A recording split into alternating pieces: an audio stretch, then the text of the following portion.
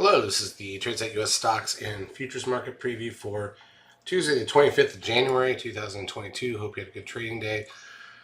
It was a wild ride on Wall Street. A lot of people asking if it was a bottom. I wouldn't assume that yet, but it was definitely a stabilizing point in the short term, and we'll talk about that in a few ways. Here's the ES front month futures contract. It's the daily chart of the broad market and futures form, and as you can see, by the way, sometimes in this one it's better to look at it from the S&P cash perspective, because here we have the 13 sell signal, right? So the ES, the futures didn't, but the cash did. The 13 sell signal causes a 9-day sell-off. We got gapped under the static trend line, the red line, which is the first target of the sell-off, plunged, and then came back and closed above it. So when you look at the technical necessity of the 13 sell signal, this kind of shows you what we were expecting, and we've kind of finished that. Does that mean it's the bottom? Not by any means. Does that mean the next big bull market's about to start? Not by any means, right? But certainly just in terms of the short-term signal, we've done what the signal says we had to do. Now, if you look at the NASDAQ side, right, also swept, broke a very dangerous level, but came back to barely close above it. This one had the 13 sell signal back in December. So we've done everything we need to do from those 13 sell signals. That does not mean it's the bottom of the market. The signal just means you're supposed to get back to the static trend line, which we did. The SOX, another one, 13 sell signal, back to the static trend line. Biotechs today, by the way, the SOX was up 45, NASDAQ was up 71, and the S&P up 12. Very minor gains after being off a lot during the course of the day. Biotech's up 34.34.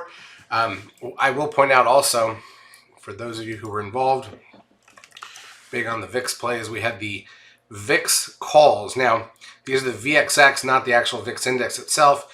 We sold half of our position today at the highs after buying them back when the VIX was near 17, 18. So, you know, if you want to do the math, let's see about the 16 March calls. You got $3.65. You sold them today for $10.65, half of them.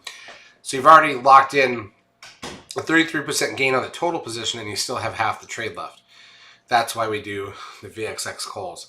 I do want to point out a couple of other things. Let's go through this. Crude oil up 50 cents to 83.83. Cup and handle-ish formation there, not at the highs right now. Gold up $1.20. Gold doesn't ever seem to care about anything that's going on right now. Advanced decline ratio on the NASDAQ was plus 200.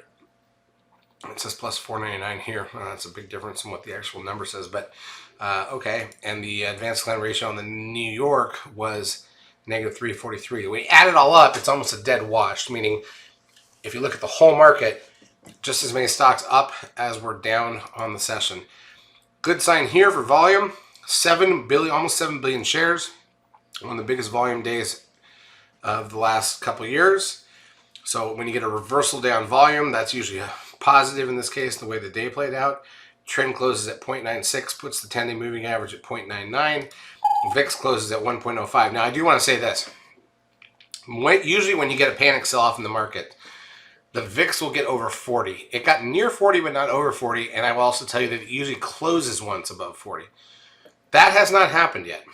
So that doesn't feel like a bottom in the market. That doesn't feel like a panic scenario as we head into some of these key earnings. So we'll see what that means still. Remember, there's going to be bull market rallies in the middle of a decline. And if you look at this as a decline, while some people are whining and complaining, I just want to point out again, you know, let's look at a weekly chart of the NASDAQ, right? There you go. I mean, let's say that red static trend line is the target, okay? Yeah, you're off a few thousand points, but you're also up from, 6,000 and change right when COVID started. So, that thing almost tripled and you pull back about 20%. That's not much of a pullback, right? If we end up back at 10,000, that's a whole different story. So there's a big difference here. So far, this is not anything major. I know people want to say it is. If it's a first stage, it's a problem. If it's already the end game of the downside, then it's not. I don't think that's the case, but we'll see what happens. Apple. So let's go through the stocks. Apple down 79 cents after being lower on the day, and there's a static trend line there as well. Amazon up 38.02. right? And this thing just got, just crushed at one point during the day. It was down like 200 points and closed up 38. Facebook up $55.54. Also broke to new lows for the last 8 months at one point during the day. Google up $9.05, another one, 7-month lows midday at least. Goldman Sachs down 52 cents. It was down 14, I think, or something when I saw it. This is not a pretty chart, by the way, at any level. Netflix down $10.35, right? Not great. Peloton up $2.67. This thing's been trying to find a bottom for a long time. TLT, the 20-year ETF, down $1.18. So bonds down, rates higher-ish. We're not at lows here, though. Tesla down $13.90. Zoom up $5.29. We've got Bitcoin sitting at 36,360. It did dip as low as under 33,000 at one point, which would have taken it near the one-year lows. And the Dow was up 99 after being down 1,000. So very interesting day in the markets overall. A rebound day doesn't mean it's the bottom, though. Let's just be clear about that. And we have all these earnings about to hit, plus the Fed Tuesday, Wednesday. I don't think currently the market is not thinking the Fed's going to do anything to rates this month. They probably will in 6 weeks. They may signal that and let people know that they're planning on doing that in March at the meeting really clearly. It could be a quarter point. It could be a half point, as some people are asking for. If you're a big believer that there's real inflation out there versus just transitory inflation, you would want the rate hike, like a half point rate hike. If you think the inflation is transitory, then you don't care as much about that. That's just the views you have to think about. I'm not a believer that this is long-term inflation. It's a lot of people out of work. It's supply chain issues. It's shipping issues. It's everything else. And whenever you can fix that, and however you solve the current COVID problem, I think you get people back to work and get the supply chains open again. I think the stuff will back off quite a bit, probably even reverse a bit. So, which would be fine in this particular scenario. That's what they mean by transitory, meaning if your prices jump more than usual, but then come back a year or two later, and you're back to where you were as an economy on a trend line, that would be a positive for everything. If, on the other hand, that's not what's going to happen, and we're going to have, higher interest rates permanently, or at least for a while, that's not a great positive.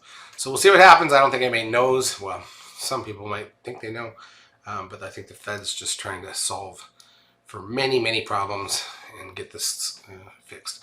If you look at the intraday action here, by the way, you can't make this up. Here's the ES 5-minute chart, right? So we gapped down, we went lower, got a 13 buy signal at the low of the day, recovered, and basically filled the gap. Hit the static trend line of the move, that's the green line. You can't make up the technicals that you see here. And if you look at the NASDAQ side, not much different. No 13 buy signal at the bottom, at least under this Comer count, but it was still pretty much the same type of day. So I think that ES stuff is very interesting, though. All right. What else do we have here?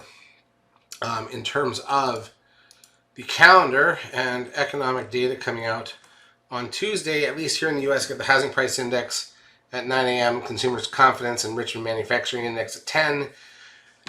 And that's it. There's not much else there. Now, we are starting to head into those earnings season, so we'll be focused on that. It is core earnings season time for the next, from here until the week from Thursday. So just be aware of that. And it's going to matter. It's not going to matter where these companies hit their earnings. It's going to matter about their forward projection. Nobody cares about what you did today that you already told us you were planning to do today. What they care about is what's going to happen next and what are you telling us is going to happen next. And so if they start talking about, we think higher interest rates are coming, we think that's going to slow us down, that type of thing, that's going to have a much bigger impact than whether they beat by 10 or 20 or 30 or 40 cents on earnings for the last quarter, back in the fourth quarter of last year. Charts as usual brought to you by eSignal. If you've not yet taken a trial of our services, feel free to do so. We will help you out for a couple of weeks. Have a great trading Tuesday.